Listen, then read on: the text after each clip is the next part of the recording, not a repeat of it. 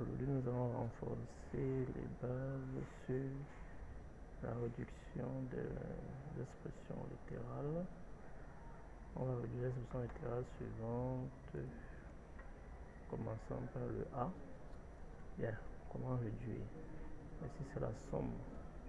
Donc, pour sommer deux expressions littérales, vous devrez premièrement sommer les entiers entre eux. Donc, moins 8 plus 5. On trouve combien? Vous calculez, vous trouvez moins 3.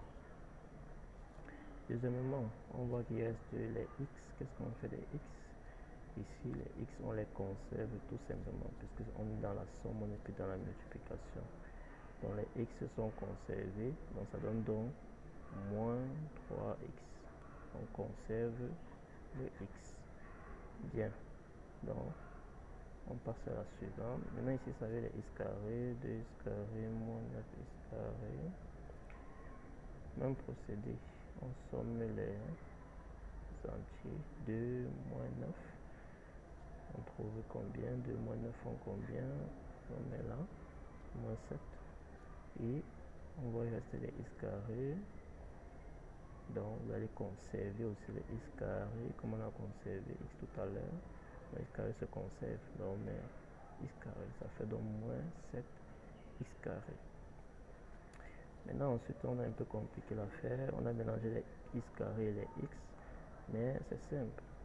Si tu sais déjà faire les x à part, les x carrés à part, il n'y a pas de souci. Donc on va faire les x carrés à part, on somme ces deux ici. Qu'est-ce que ça nous donne avec la règle qu'on a appliquée tout à l'heure? 6 moins 5, ça fait combien?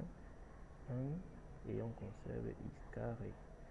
Ensuite, on fait pareil pour le deuxième côté, les x qu'on a regroupés. On fait donc moins 1, moins 3, ça fait combien? Et on met la réponse. Moins 1, moins 3 font moins 4x. Donc, finish, on va maintenant laisser regrouper. Ça donne donc x carré moins 4x au final. Donc on réduit toute l'expression, donne donc ceci. Ici on n'a pas mis 1 parce que quand il y a 1 on peut ne rien mettre, mais si vous mettez 1, il n'y a pas de souci.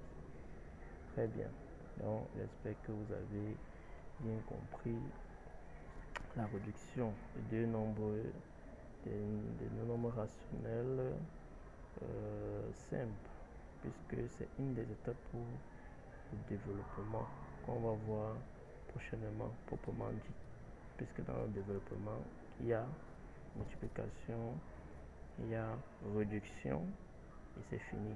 Donc celui qui sait donc maintenant multiplier, il sait réduire, dans le développement ça sera très simple. Donc exercez-vous à refaire ces trois exemples sans voir le résultat et appliquer dans d'autres exercices pour vous assurer que vous maîtrisez. Merci.